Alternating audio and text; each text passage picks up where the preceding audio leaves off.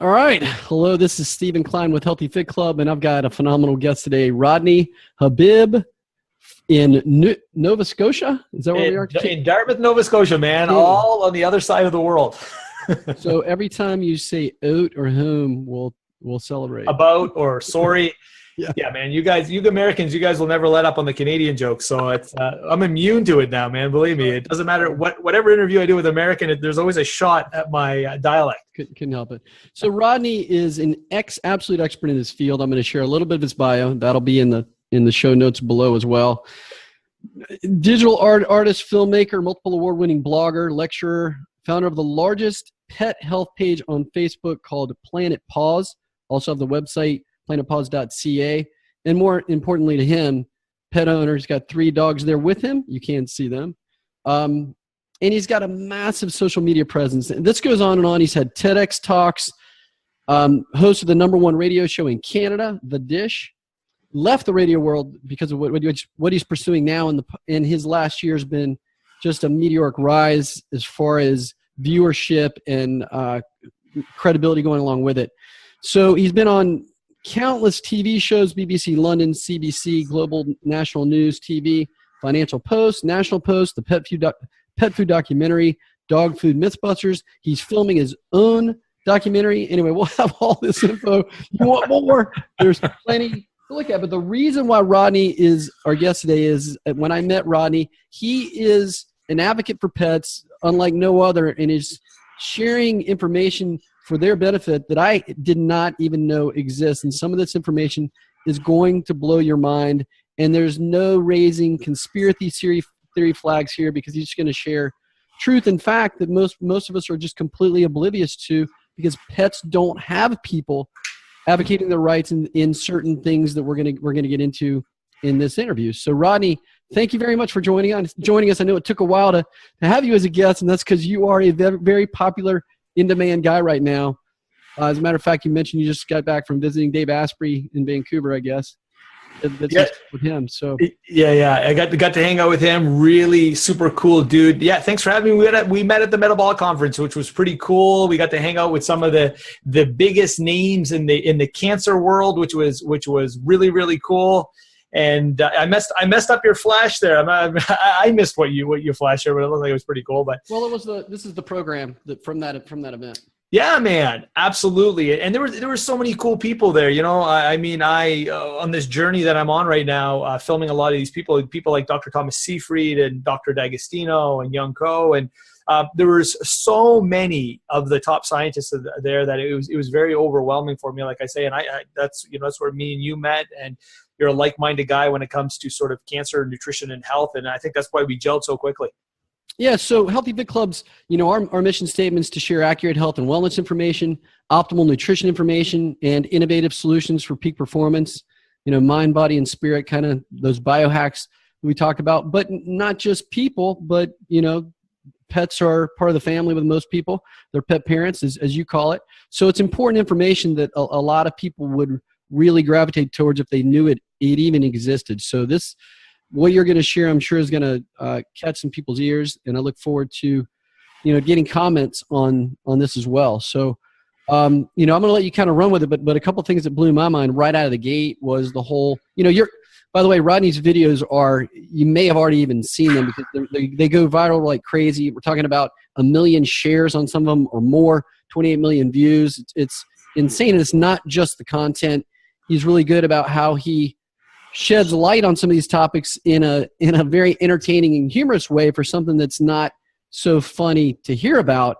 And then people have got to share that and move on with it. So, Rodney, one of the recent ones that I saw and you did a great job with your editing and your different little props that you had was the one about the candy companies. Oh yeah. And then food. So if you just want to, maybe let's start there with that one piece that we can go off on a ton of different threads from there, but how pets aren't really, we have a choice to go buy grass-fed beef. We can buy wild-caught fish. We can buy organic vegetables. You're a dog or a cat. You're kind of dependent on what your owner gives you. And the owner's going to go grab dog food or cat food. So if you want to share a little bit about the state of pet food in this world and what people's choices are, and kind of your campaign to raise awareness for that. Yeah, it's a very, very broad topic, like you said. I mean, reality is what we know right now today is that I was just reading the latest statistic that it's over 50 now. It's hovering close to 60% of North American households, people that have pets. And I mean, these guys are like our families. We know that the birth rate, the national birth rate is down 10%, Steve, because more females are acquiring and hanging out with the love of a pet than having babies. And I mean, I don't need to sit here and discuss the human-animal bond, but one of the biggest things that we have right now and the biggest issues that we face in this sort of animal world is the fact that, reality is coupled to perception. And what I mean by that is the definition of food. And I have 3 wonderful fur babies, man. I've got these guys are the love of my lives. And like I said, I'm just a single dude with 3 dogs. So I really love these animals. And for me, longevity is really important. And the more I started to delve into health, and we know that what you put into your body is going to nourish you and what have you, and I started to dig into the industry and get really deep into what was happening, I was mind blown. Literally, I found, they say that when your brain stretches with a new idea, it never returns back to its original position. Mm-hmm. Well, that is exactly what happened to me. Literally, I was mind blown by what I perceived to be food and what was actually food, and how animals used to live before and how animals used to live today. It's very interesting because when I would sit with my parents, my mother and my father, and they would talk about pets and they would talk about how they fed their pets, it is completely different today, Steve, how Generation X feeds their pets versus how, our previous generation, the baby boomers and the ones before them, were feeding their pets. Right. And we don't remember what food used to look like. What we perceive to be food. For instance, this was really cool. And I don't want to hijack this interview with this, but this was very fascinating to me. I was watching, and I think it was Jamie Oliver that had put this together. He'd walked into an elementary school, and he sat down with kids, and he started flashing signs of foods to these children. And so he took asparagus, and he took like an eggplant and broccoli, and these like 5-year-olds were like, what is that? Right? No idea. Then he flashes a cheeseburger, and the kids are like, oh my God, that's a hamburger. That's McDonald's, right? The kids instantly knew, that young generation, because of media and social media and how the minds are programmed, what that food item was. And what really resonated with me as a pet owner, when they flashed this little bowl right here of food, all the kids immediately jumped up and said, dog food. And that is the perception of food, and that is what we see it. So right. I went on to this massive journey trying to find the fountain of youth for my pets. And what I sort of discovered along the way was, yes, it was mind-blowing. And what the perception of food is today and what it was before. And the biggest question that was raised was, why do we have documentation in the 70s that showed that animals, the golden retriever, for instance, used to live to be 17 to 18. Mm-hmm. And why is the golden retriever today in 2016 only living to be 9? How did we manage as humans to shave our animals' lifespans in half? What did we do, despite the fact that we know more medically than we've ever known? We've advanced through technology. We can fold space and time into this tiny little iPhone contraption and communicate with each other. And look at you and I right now in 2 different parts of the world talking. But yet nutrition, we've fallen backwards. So what is it that we've done that shaved our lifespans in half? And that falls all into the pet food industry. Yep. And in that, the other thing that I thought, there's no way this would never even be allowed. There's got to be some kind of monopoly rule or whatever. You've got candy bar companies whose profits are starting to decline, maybe. Yeah. To make up for that, they're doing what? Yeah, and that's a really interesting fact now, people buying into the world. So to answer your question, but to just give a little bit of a backstory on what's happening, what we know many, many years ago was when, the moms of America were sort of, getting tired. They were making breakfast. They were making lunch. They were making supper. I know my nanny in the Mediterranean still works the same way, man. They get up, they make the breakfast. Once it's done, they clear the table, they start doing lunch, and, an old school type of system. The cereal industry jumped in many years ago, Steve, and the cereal industry said, okay, moms, we've got an idea. we're going to make things a lot easier, a lot more convenient for you. So they took, flakes of starch and they put synthetic vitamins and minerals on them, and they put them on shelves, and they labeled them Captain Crunch and Honeycombs and Fruit Loops and delicious cereals, FYI. But we know today that these were massive, there's massive amounts of sugar in it. But this was made back in the day for convenience. At the same time, what people don't realize is a lot of these companies started to jump into the game, like Nestle, who's one of the largest chocolate bar manufacturers in the world that you had mentioned, Mars Inc., who is like a $120 billion company who makes the Mars chocolate bars, and a whole host of others. There's like Smuckers who make the peanut butter. You have Colgate-Palmolive, and these companies come jumping in.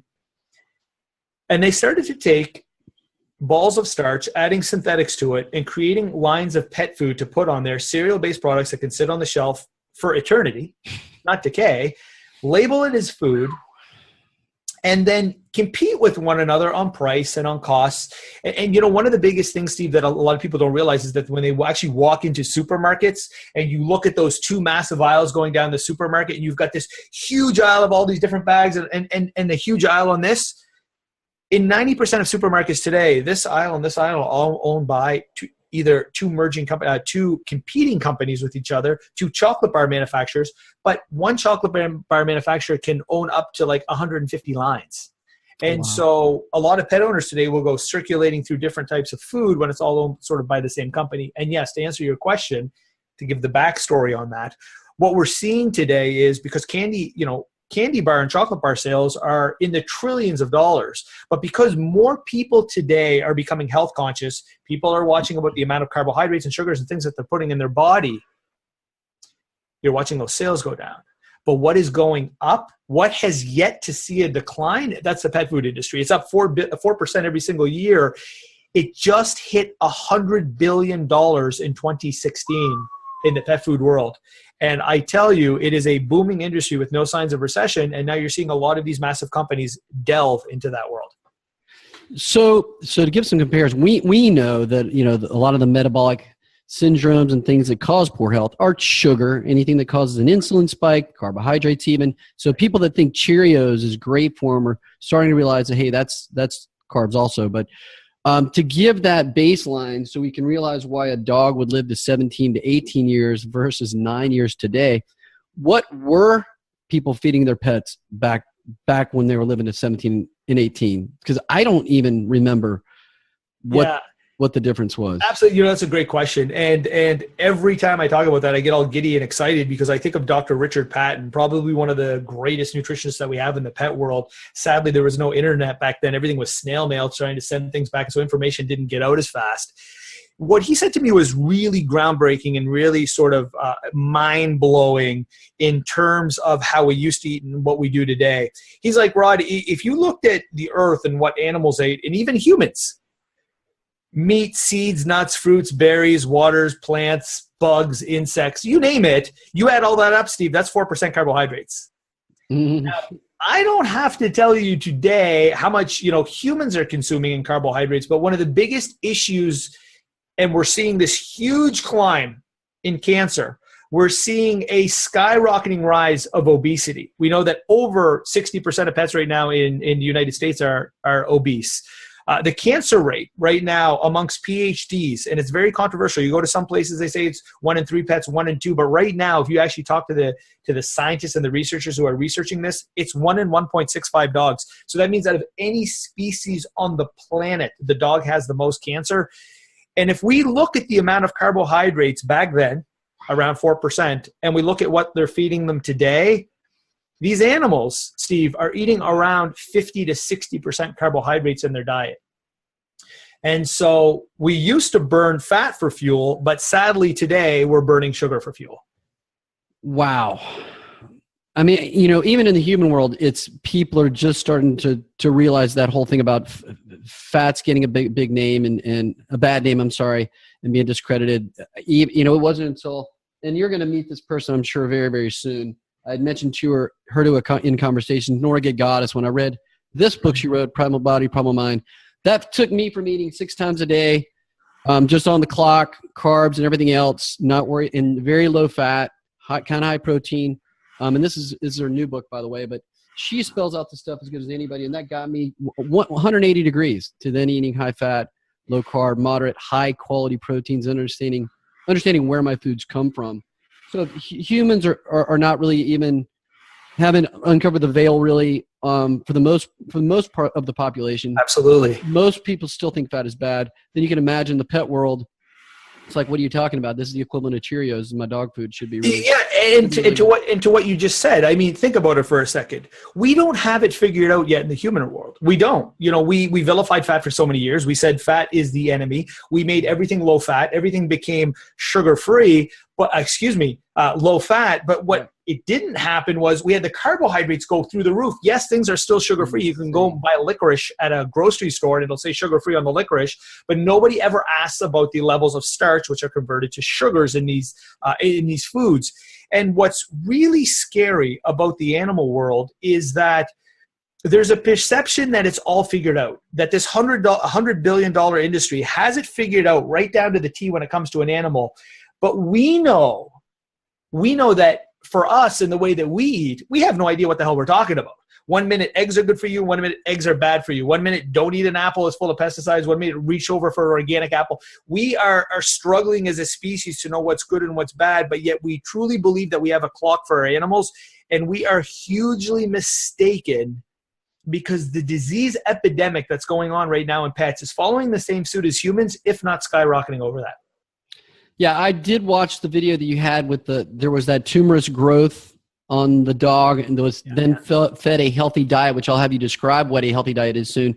Yes. And it, time-lapse photography, the thing was absolutely gone in a couple of weeks or less. I mean, crazy. Yeah, it was Dr. Thomas Seyfried, and the video that he had put together. So when we went on this journey and we were talking to a lot of these scientists, it's really interesting, Steve.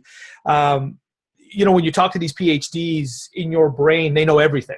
What you come to realize is that these scientists and these researchers are rock stars in a category, but maybe not so much in another category. So I would never call anybody out, but Dr. Becker and I, when we would go and talk to a lot of these cancer researchers, what do you feed your dog? And they'd be like, well, I feed my dog grain-free. Yeah, I would never give my dog those sugars. And after a conversation, we literally blew their minds out of the water. Here's the big thing. What you're looking at right here is a cup of kibble. And when you look at it, we talked about this before, right? Reality is coupled to perception. The perception is this looks like meat. And so you go out and you buy 1 billion bags of this, and people will go out and they look at marketing claims and label claims and what have you. But this has to stick. These little pellets have to stick. These little pellets have to go through a machine called an extruder.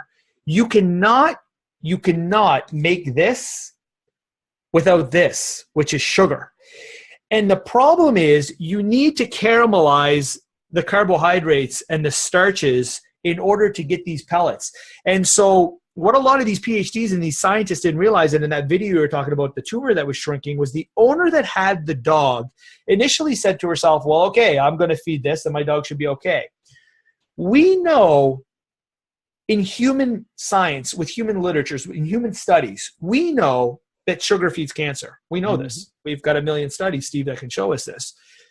But until we're willing to do 1 million tests on dogs, veterinary nutritionists will refuse to admit that sugar feeds cancer, that there is no studies to show that sugar feed cancers. And because of that, we are looking at bags of pet food, and I've got like all these bags all the way. I got props everywhere. That's the story of my life. But we're looking at bags of pet food, Steve, with no sugar labels on there. So for instance, if I was to show you this is a company right here called Blue Buffalo. If I was to show you this little panel here on the side, you would see protein and fat and fiber and all these wonderful things, but you don't see carbs, AKA the sugars, the starches, these starches that made up this bag. It doesn't have to be listed on the package. So if you have cancer and you don't know as a pet owner when you're going out and you're buying packages of food how much sugar's in it, and in that video, that woman, that tumor was growing at 150 miles an hour because in this bag, Steve, there's 46% sugar in this bag. Half of this bag is made of sugar. This poor woman was feeding her dog who had cancer all of the sugar unknowingly, and that tumor started to grow more. And so what did she do? she switched over to a food called grain-free. And so when I started talking to these researchers and these scientists, they all told me they were feeding grain-free, Steve. All of them said, I'm feeding grain-free. My dog's in keto. I know my dog's in keto because I'm feeding him grain-free. He's not getting any sugar, and it's fine.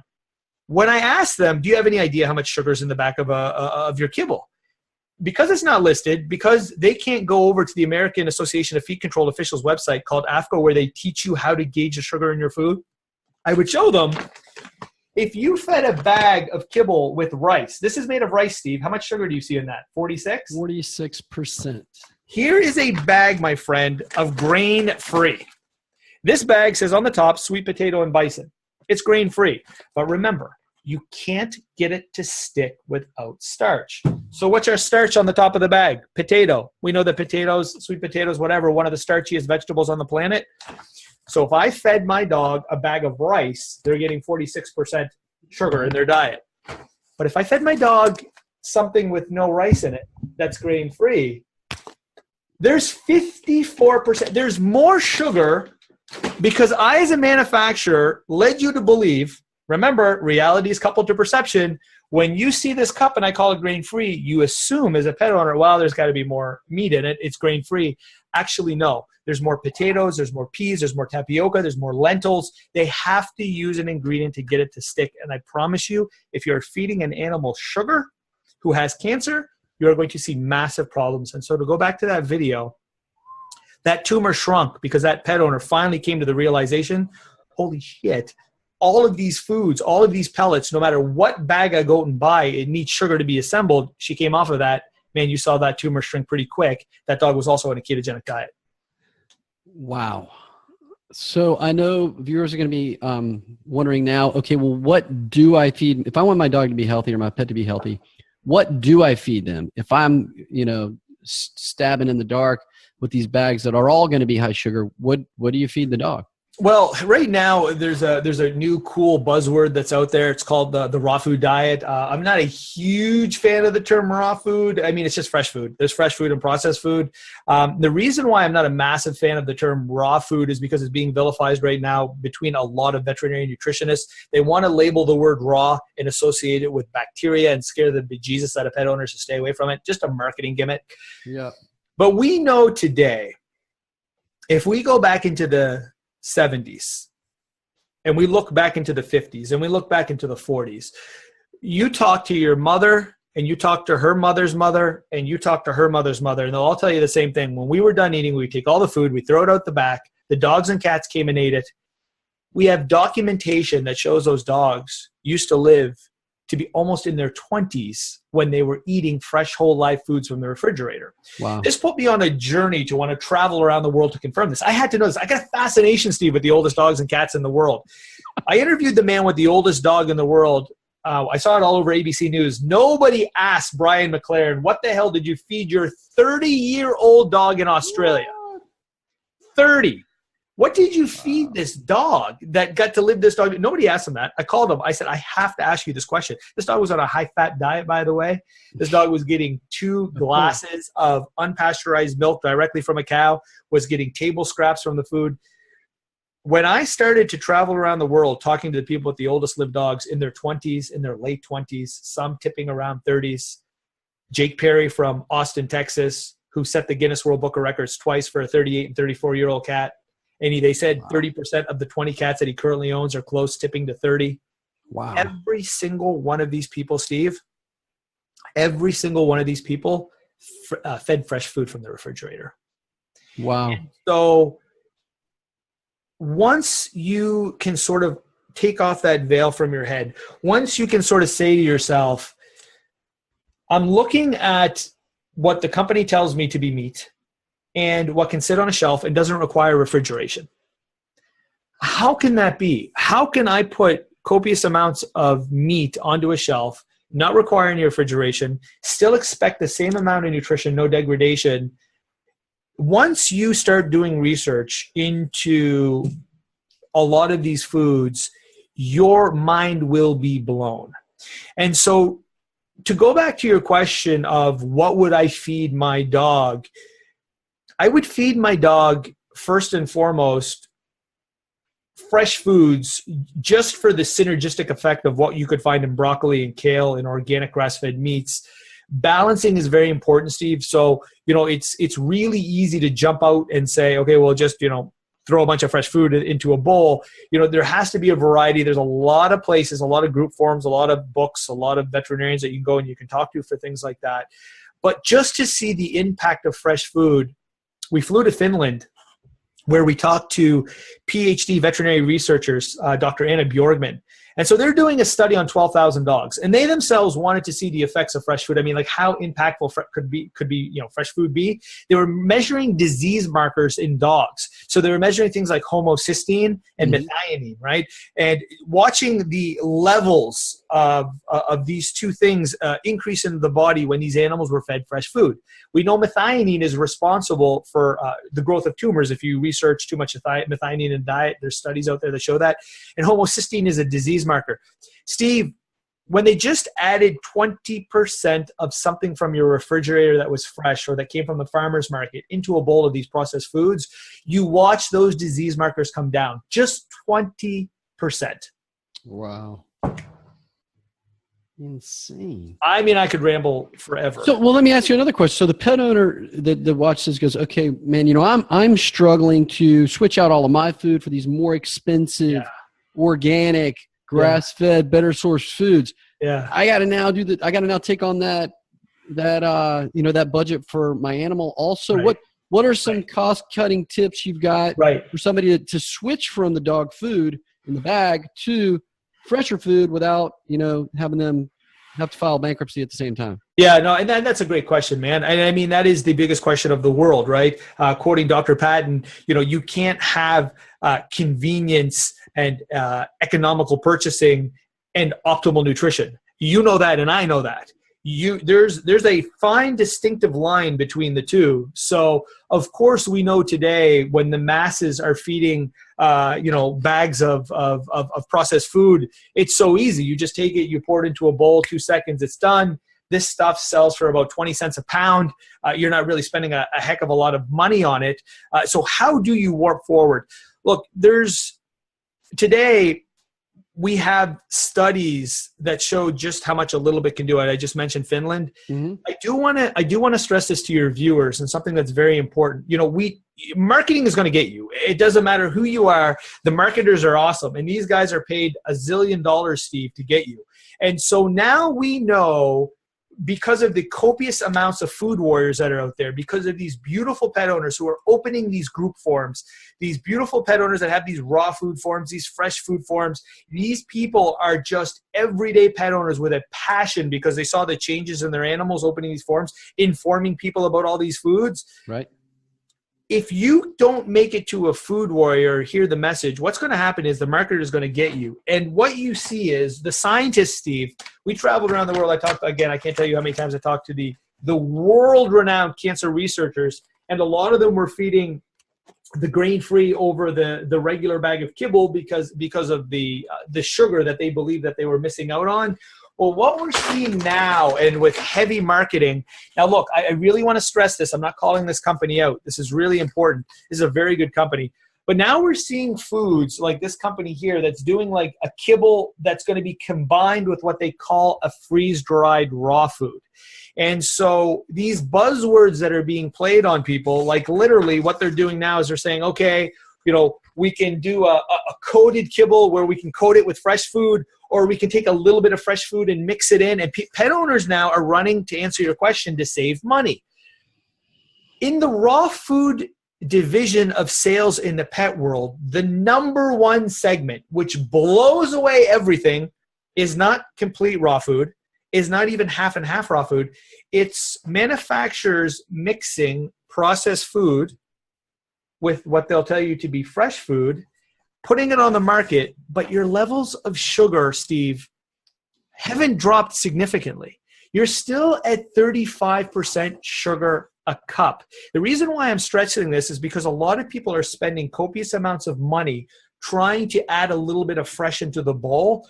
But what they're doing is, yes, they may be reducing the sugar content by a little bit, but is a more expensive way of adding something good into your bowl of pet food. And you're seeing buzzwords like oven baked, like lightly steamed, all of these marketing gimmicks that still cannot reduce the amount of sugar in a cup of food. And with all that sugar, and we'll get into that in a little bit because I'd love to talk about insulin and blood sugars. Yep. The best piece of advice that I could give people today, that especially that are financially, that are tough. Times are tough. Times are tough for everybody, man. Purdue University did a study, and I talk about this a million times, and a lot of my listeners are going to listen to it and say, oh, gosh, you brought up Purdue University again. Purdue University did a study, and they wanted to find out just how impactful was it that you could add a little bit of fresh food to a bowl of processed food. How impactful would it be? How much is a head of kale, would you say, today? How much is it in the United States? I know here in Canada it's about $2 for a head of kale. Is it around the same thing out there? About $3. $3. About the same. Okay, a head of kale. These researchers on a 12-year study on Scottish Terriers who are prone to bladder cancer said, if we just 3 times a week added a little bit of green leafy vegetables on the side, so you took out, let's say, a tablespoon of kibble and you put a tablespoon of something green in, how impactful would that be? When the results came back, there was a 90% reduction in bladder cancer by adding 3 times a week a couple tablespoons of kale.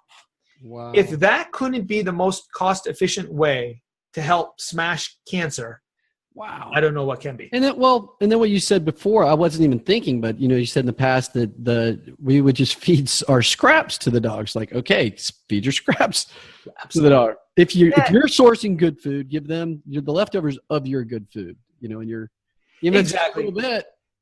It goes a long way. And so it was very fascinating to me. So when I interviewed some of these people in the United Kingdom who had 25, 26-year-old dogs, and I would always say to them, I was like, my God, what did you feed? I mean, it's the first question I would ask.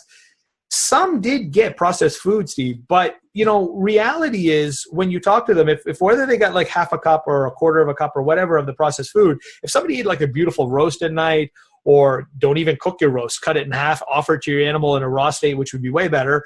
If you've got vegetables left over, a stir fry, whatever it is, eggs, one of the most bioavailable sources of protein on the planet. And how cheap is an egg?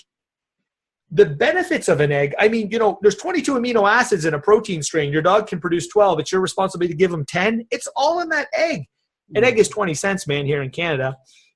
Adding these little bits, like you said, of these leftovers into a bowl of processed food, what is it going to do in return?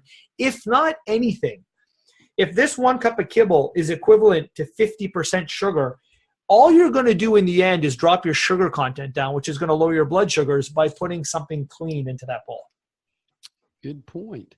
You had mentioned probably 10 minutes ago or so, you mentioned Dr. Karen Becker's name. You didn't reference who she is. I'm sure the audience going, well, who's that lady? Yeah. Share a little bit about her and your connection with her.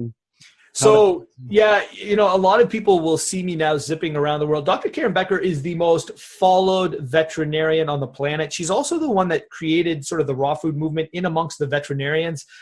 This woman led a charge before the age of social media. So you want to talk about, if you could get into a time machine, Steve, and go back and start telling people that good fats are actually good for you, you would have been lambasted and beaten with a hammer.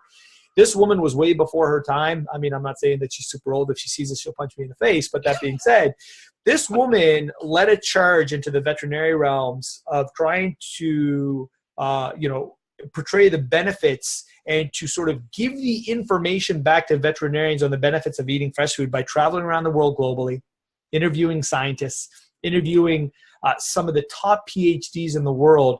Joe Mercola, one of the world-renowned health experts out there and doctors, snatched her up so fast, and they gave her a platform. And what they said to her was basically like, hey, man, we don't want you to sort of market any of our stuff or anything like that. We want to give you a platform. We want you to go on there and voice your concern. She very quickly became not only the most followed veterinarian in the world, but a world-renowned leader for information. And so I'm truly blessed. I met her on a world circuit. She came up to me. I think I was already telling you that. And she said to me, dude, what do you do? And I was like, I create all these photos with my iPhone and I'm snapping all of these pictures trying to inspire millions of people. She was the one that pushed me onto the video platform, which literally changed my life. I think you and I, we were talking about that earlier. Because of this woman, my videos in 1 year are 220 million views. So she is the leader, I believe, in sort of the fresh food movement in amongst the veterinarian realms, who's pushing that. And above everything, and not only being super inspiring and being super awesome, she and I have teamed up to travel the world now to try to dispel the myths in amongst the veterinarian community about cancer and about feeding high carbohydrates, high sugar diets, and the detrimental effects by going direct to the scientists. That's fantastic. And so you've got a documentary in production. Do you have a title, working title yet? And you know when? Yeah, we got a title. You know, it's the Dog Cancer Survival Series. But the short version of it is Dog Cancer Series.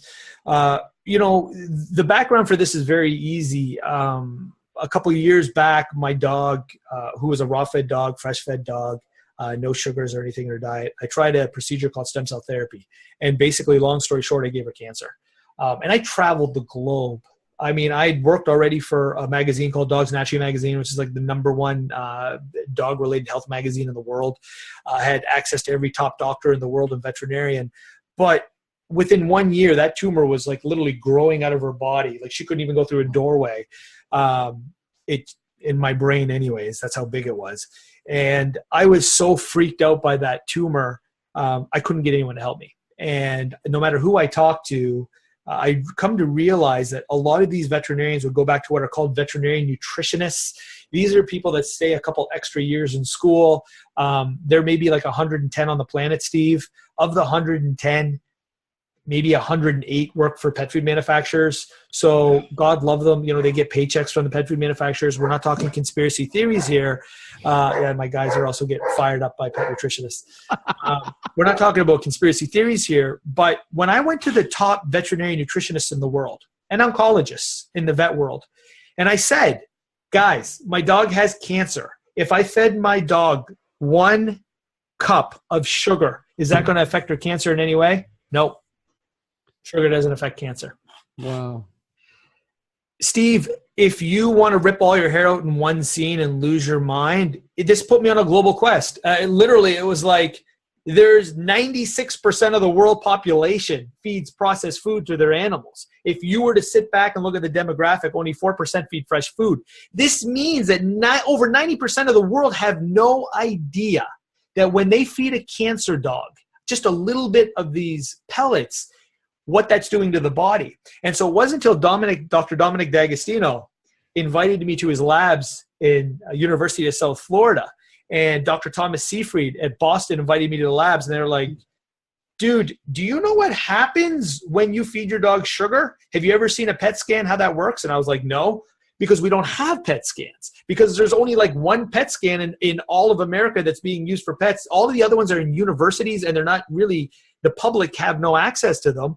Right. They said, have you heard of a place called Keto Pets? When I went to Keto Pets and met the guys at Quest, Daniel, who's the president, was the former president over there at Keto Pets, they took me in. You take, Steve, a little tiny pill, maybe the size of this tiny little ball of kibble, and you put a little bit of radioactive juice in it, and you pop it into a dog with sugar, and that goes into the body, and you put them under a PET scan, within 20 minutes, those tumors are sucking up that sugar. Wow. And so explain that.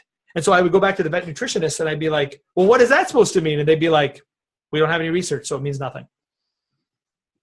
Wow. So I had to do something about it. And I will do something about it. And so I'll go around the world and I'll talk to all the top nutritionists, all the top scientists, all the top people in labs with cancer. And I'll bring this information back to pet owners and for veterinarians who are beautiful people.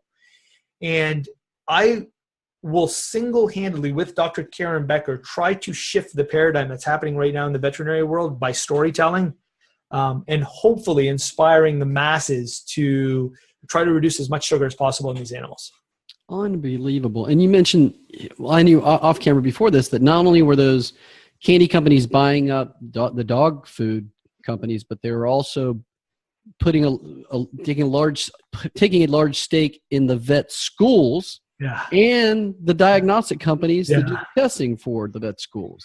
Yeah, and that's one of the massive problems today. So you just keep taking out the middleman till eventually you come to the point where you control all of it. So the challenges that we face now are this. We know that the manufacturers, the chocolate bar manufacturers that make these processed food and these processed pellets, they're in every single big store in the world. They really consume the majority of sales. You go into your Walmarts, your Costco's, your box stores, they own that. The problem is when you go to your veterinarian to try to get advice, the veterinarian has no tools to work with because they also bought the veterinary foods there as well. So now they own the foods in your veterinarian clinic. So just when you think you can get around it, you can't. To make matters worse, because now we're seeing a revolution through social media, now these chocolate bar manufacturers are going out and they're buying the veterinary clinics. So now they own a big chunk of the clinics. To make matters even worse, now they're buying the labs. And so when you own the labs and you own the clinics, now you get to the students. And when you get to the students, remember we talked about reality is perception. This now becomes food. This now becomes science, what they classify as science, to these young aspiring veterinarians. And the problem now becomes you've got a riffle, a big giant gap between the pet owner and the veterinarian, because you and I, who are researching every day, we know the benefits of fresh food, but when you go to your medical practitioner or your veterinarian, they tell you it's science and it's fine, and there are no studies that could affect cancer, when we know very damn well that yes, it can affect cancer. And that is why we're seeing astronomical rates of cancer. I'm not saying this is the giant cause, but once you have mitochondrial damage and you're applying all that sugar into your dog's bowl, it's not going to help. Yeah, and we were fortunate to see in the human world how that's affected. Metabolic syndromes are affected when we were at the event at USF with Dominic D'Agostino, Thomas Seyfried, all of those top clinicians from around the world. You know, you look at Dr. Westman, who's at Duke, that every single patient that's walked in with type 2 diabetes is off insulin within 1 week just from the ketogenic diet. He doesn't even allow pharmaceutical reps into the building, and he hasn't for over 10 years. And so you got to wonder. I mean, there's some documentation here. And I did interview Angela Pop, Dominic D'Agostino's first PhD credentialed person. Yes. We had to say over and over and over again, hey, this is research. You know, don't try this at home. Go see a clinician that's practicing. Right. Because in the research world, it's research. But there's plenty of documentation to show what you've been talking about is the real deal. And there's no conspiracy theory here. This is black and white. It's what used to be versus what is now. And There's been a huge change. And I still remember, you know, kind of where all this came from when our government in the United States subsidized the farmers in the Midwest to grow corn. And they literally just had, I don't know the way, but, you know, millions of tons of corn sitting there. And somebody came up with the idea, hey, somebody invented the high fructose corn syrup process and said, okay, now we can put this in everything. And when you walk into a grocery store now, somewhere in there, but over 90% of all foods have that in them, and it's leached into everything. And we all have become a high carb inducing society now instead of what we used to eat. Hadn't been all that long since we've shifted in this direction. Well, the challenge, and God bless your mouth, we now know as humans, man, we can measure our blood sugars. So you can just prick yourself, and within 2 seconds, you can measure your blood sugars. And you know, if you're streaming over 100 in the US right now, I know here you got to multiply that by 18 in Canada. We've got a different conversion. But if you're hovering over 100, you know that you're pre-diabetic, and you got to do something about it, and you got to bring them down. And so to address that factor, we don't have measurements for dogs. We have measurements that your veterinarian will tell you about. But Steve, those measurements that were created in blood panels at veterinary clinics to give them a gauge of what dogs should be are based around diets consistent of 40 to 50% carbohydrates. When I put my dog into ketosis, and we can explain ketosis because I know right now not a lot of people know what the ketogenic diet is, especially in my part of the world. Sure. When I went in there, my dog came in at a 2.4. My vet had a heart attack. Now, 2.4 is, I believe, 46 in U.S. conversion. From 100 down to 46. My vet lost his mind. Why? Because their records say you shouldn't go below 80. Why? Because those animals who are consuming a 40 to 50% carbohydrate diet logically should be above 80. But what happens when you drop those carbs? We don't know in the veterinary world. So what they're taught is your dog will seizure if you go below those numbers. Wow. But yes, if my dog was eating half a cup of sugar a day and his blood sugars are that low, there's a problem. Yes, he may seizure. But what if I'm feeding my dog and sourcing my dog's diet off of fat? Then what are we doing? And that is the biggest problem that we face here right now in the animal world. That blood sugars are not even talked about. Insulin, I'm talking to the top veterinarians in the world. And the first thing I bring up is, do we measure insulin? Nobody measures insulin.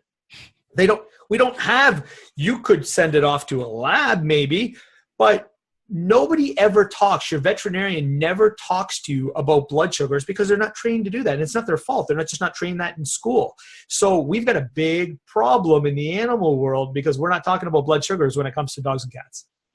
Yeah, and you even mentioned when I met you at that conference that until there's a funded study specifically in the pet world that then has a peer review release, but something published, they're going to turn a blind head anyway because they're not allowed to use any other data because it doesn't follow their protocols for making those types of decisions anyway, right? Absolutely. And who's going to fund it? The problem is the pet food manufacturer. Right now, the pet food industry, the PFI, has actually stood up and said, we are frustrated with manufacturers because if you're not Mars Inc., if you're not Nestle, if you're not Colgate-Palmolive, if you don't have $100 million at your fingertips, who is going to be the person to step up and fund the study to show that sugar affects cancer in the dog world?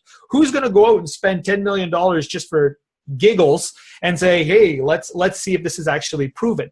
So this is going to have to be a grassroots movement. And I think what we need to realize is that, sitting with Dr. Thomas Seyfried, a respiratory cell is a respiratory cell.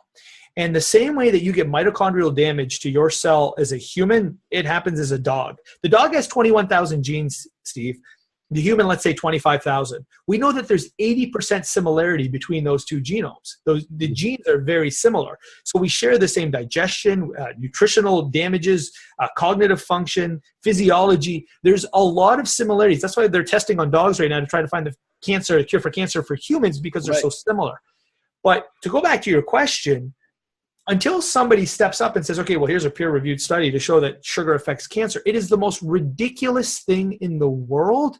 And it baffles me. It baffles me that these veterinary nutritionists will turn the blind eye when you ask them if sugar affects cancer. I could ask a 5-year-old and they'd probably say, yeah, it doesn't sound like a good idea. Yeah. So obviously a pretty scary topic to bring up at all to any pet owners, that their food that they're giving their animal probably isn't the best.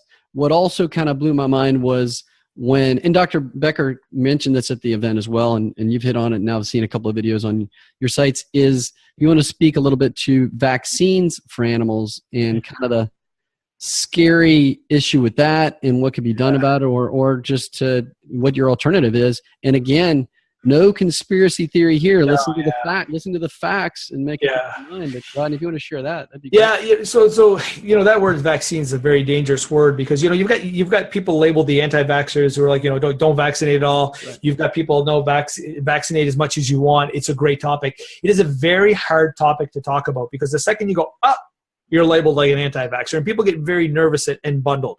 We have a problem in the pet world, Steve, and a lot of people would contribute that it's the same problem in the human world, the term over-vaccinating. So we know vaccines are good, and we know that vaccine has probably saved the planet, really, to immunize yourself from a lot of these diseases. That's a really good thing. But when you sit down with the world-leading immunologists like myself, who I filmed in the cancer documentary, and you talk to these immunologists, they'll tell you as a human, when you go in for the mumps, like a vaccine for the mumps, you get one vaccine as a kid and you're good, right? And if you're paranoid, you can go titer yourself, and if you want to get a booster, so be it. But you don't vaccinate every single year, and sometimes every single 6 months for the mumps. You don't do it. But when you get into the animal world, there's clinics all over America called Banfield Clinics, who ironically just got bought out by the chocolate bar manufacturer called Mars. Well, the policy there is vaccinate and nail that dog with a vaccine every 6 months to a year. And so these guys are vaccinating every 6 months for a year for the same vaccine, day in and day out, from the day that the dog is born to the day that the dog is dead. Now, the vaccine manufacturers have told the doctors, well, guys, there's no big deal. You can't over-vaccinate a dog. You're just keeping that immunity up. Sounds great. But when the immunologist sat back and did a study, could over-vaccinating be an issue? The results came back and showed that it actually can cause cancer by over-vaccinating the animal. Not just that, but when they stood against the board of all the veterinarians in the world in 2012 and said, guys, we're causing copious amounts of cancer here vaccinating every year, everybody stepped back and said, oh, shit. Well, let's change the vaccine protocol. And so now they vaccinate every 3 years versus every year, which is not really that big of an improvement. And they changed the location of the site because when they were vaccinating the cats in the neck, Steve, these cats were developing tumors. And so you can't lop the cat's head off. So they started to vaccinate in the back of the leg and the tail because you can cut that off if there's a tumor there. Wow. Well, that's a problem. That is putting duct tape over a massive issue. Now, if you talk about it, it becomes very controversial and people will start saying, oh, well, this is sort of an anti-vaccine campaign. It's not. It's a campaign of how much is too much. How much can you vaccinate? If we have a tool that's called a titer test that can measure the immunity, the level of immunity in your animal, well, why wouldn't you spend $35 and see if your animal actually needs the shot before giving them a shot? And that is the problem that we're having in the dog world. And that is something that's very controversial. And that's what a lot of these scientists have sort of stepped forth and talked about when it comes to cancers. Because a lot of people don't realize there's a lot of heavy metals in those vaccines, your mercuries and your nickels and your aluminums that can actually cause problems and damage the mitochondria in the body. Well, the other component of that is not only how often they're being vaccinated, but I think you shared with me that if you had some, I'm going to use one of your, I got this because your props are so awesome, but if you had a little tiny cat that was like the little tiny cat, right? Love it, man. You had a huge lion sized cat and they go to get vaccinated. How much bigger is that? Doesn't that lion-sized cat get a massive dose versus this little guy? Same dose. And so the problem is right now you have some experts coming out saying, well, there is no measurement for immunity. It's all the same. It doesn't matter. You can give a 5-pound dog the same amount of dosage as a 150-pound dog when it comes for like a rabies vaccine.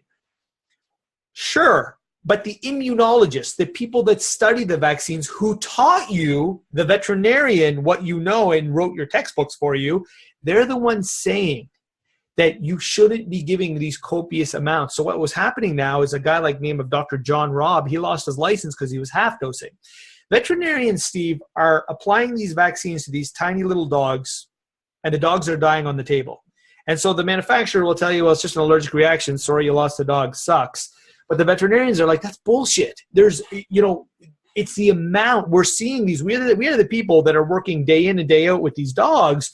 We see the damages that are being done. So these doctors were half dosing these vaccines. And because they were half dosing, they were losing their license. And so we do have a really big issue here in the animal world. And until somebody can step up and say, okay, let's set a proper protocol. Let's set a proper amount. Let's fund some studies. But again, who has the money for the studies? Who's going to do it? And the other thing about the vaccine that I saw in one of your videos was, and I forgot what the woman's name was on the video. Dr. Jean Dodds. Dr. Jean, she's referred to the fact that you don't know how long these vaccinations are going to sit before they're put in use. And so they have like a 12-year lifespan. And at the end of that 12-year lifespan, they have to be strong enough at that point to immunize like a St. Bernard-sized dog. Right. So you could have a toy poodle that's going to get that vaccine immediately. So not 12 years when it can immunize a St. Bernard, but right then when it could probably immunize a dinosaur, or you could get it at the end. You don't even know. So you have the disparity of a little tiny animal versus a huge one, and the strength of that dosage when it's new versus at the end of the 12 years, and you have no idea.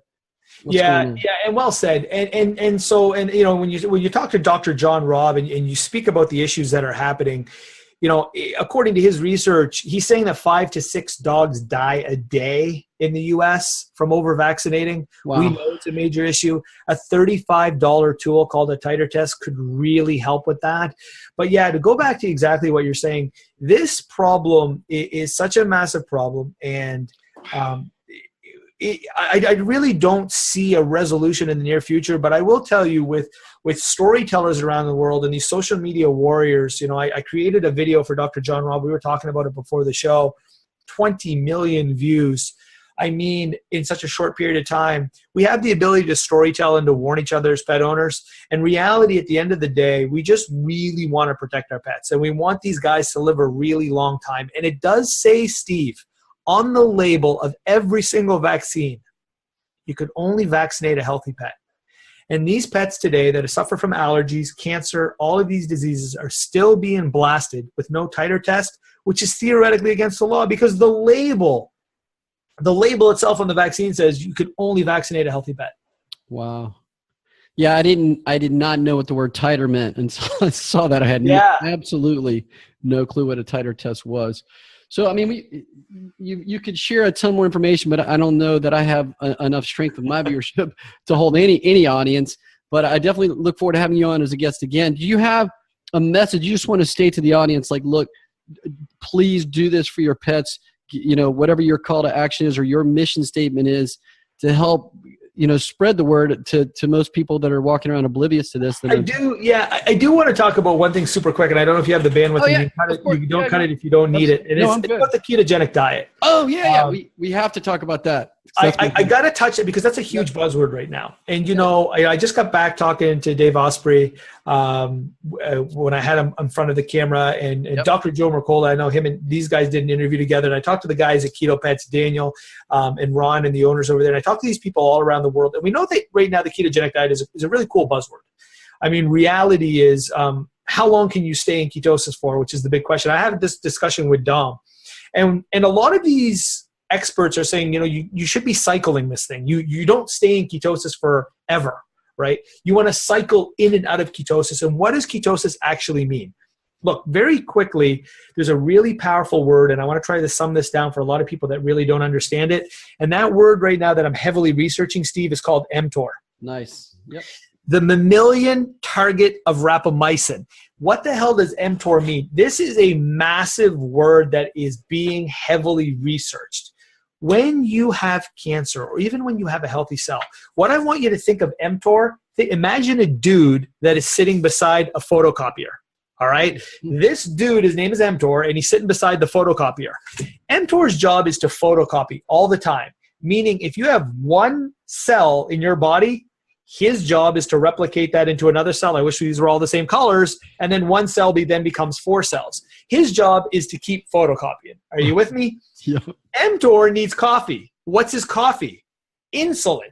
If you have high insulin in your body, you are going to give a lot of coffee to mTOR, and he's going to be photocopying cells at 150 miles an hour. Where does the insulin come from? High blood sugars. Words like the ketogenic diet, words like which is a really cool buzzword right now that people are buying this. Actually, this is just sitting here flukily, which is called, I don't know if you can see, that's called Yuna-Biao. Right now, a lot of Chinese practitioners are using things like Yuna-Biao. There's a lot of words out there and key words that are sort of suppressing what they say, mTOR, removing the coffee away from this guy, taking him away from the coffee machine. The ketogenic diet takes the coffee away from mTOR, which takes them away from the photocopier. So basically, when you have that one cancer cell in the body, the last thing you want it to do is to replicate at 150,000 miles an hour. Yep. Because if you're taking turmeric root, if you're taking medicinal mushrooms, if you're taking cannabis oil, if you're doing all of these things that are killing cancer cell seeds, and you know this, you can kill 1, 2, 1,000 cells a day, but when mTOR is photocopying 100,000 cancer cells a day, you're going to lose the battle. And so what the ketogenic diet does in like 30 seconds or less, as I've been explaining, is a very layman explanation. It takes the coffee away from the guy from the the photocopier, brings down the level of cell replication. So now when you're doing all these glorious things, you're destroying a whole bunch of cancer cells. So for people out there that have a confusion with, ketogenic diets and should I keep my dog in it or cat in it every day? No. It's a cyclic thing. You want to go in and come out of it. If you've got a healthy dog, you want to smash some cancer cells for the day, put them in for a week, whatever, smash it, and then come back out of it. I just had to leave that little bit of a tidbit because I get that question every day. Well, it's huge. And it basically, for the layman explanation also, it means becoming fat adapted. So your body's going to run on fat instead of running on sugar. And as you know, and the reason why Dr. Eric Westman at Duke can get everybody off of insulin pretty quickly is if your body doesn't have any food that causes an insulin spike, you can't, by definition, continue to have diabetes or a need to take outside insulin. It makes common sense, but people don't think about it. And Dominic actually fasts for at least 1 week, 4 times a year, just to theoretically flush out any mutated cancerous cells he has in his body. Because most people realize, or I guess it's common knowledge, or accepted that if you're over 30, 35, 40, you're going to have some mutated cells. You may not have any genes expressed as cancer, but they're going to be feeding on sugar. And if you eliminate that, then boom, that gets rid of anything that's sitting there. So great explanation about the mTOR. That metaphor was awesome because I didn't know a whole lot about mTOR. But yeah, so keto is not a bad thing. A lot of people hear ketoacidosis from their doctor. Right. And that's the complete opposite. That's if you have type 1 diabetes, you get that, you're going to die. Right. In no way, shape, or form the same as Yeah, complete nutritional ketosis and ketoacidosis, two complete different things. But it's a word now. It's becoming a buzzword. I know a lot of veterinarians in my world are freaking out about the term, like you said, because they're really worried that's what it is. But God bless your mouth, man. You burn fat for energy, or you burn sugar for energy. This is nothing that's a mystery, right? But this is one of the biggest issues. That's why a lot of people that are feeding, when you ask me the importance of fresh food and to spin that back, that's why when you're feeding processed food on a daily basis and then you switch your dog over to, let's say, a raw food or a fresh food diet, they seem to do better on it, and it slows down cancer because you're taking all the sugar out. So you're taking the coffee away from mTOR, so he's not photocopying so many cells. So there's so many ways to tackle that. We could probably do 50,000 shows. Yep. Well, I appreciate you coming on with us. I'm going to have your bio, link to your Facebook page, your planetpaws.ca, which is your website. And I was blown away when I went there and you see on the margin all the different topics that you've got covered for the pet world. So it's a great resource for any pet owner for tons of stuff. The list is insane. It's not like I can memorize 3 things. It was crazy. You've got literally anything you'd want to know about pet health on that margin. Then boom, you can click and boom, there's the blog post. So really phenomenal. Great to have you. I look forward to making some introductions to get you on some other human podcasts, which, I haven't really delivered yet, but I definitely will. I love your message. And then looking forward to having you back on with more information, promote your documentary, anything else that happens. And I'm sure you'll attend that metabolic therapeutic event here in Tampa in whenever they have that again, and I'll be here.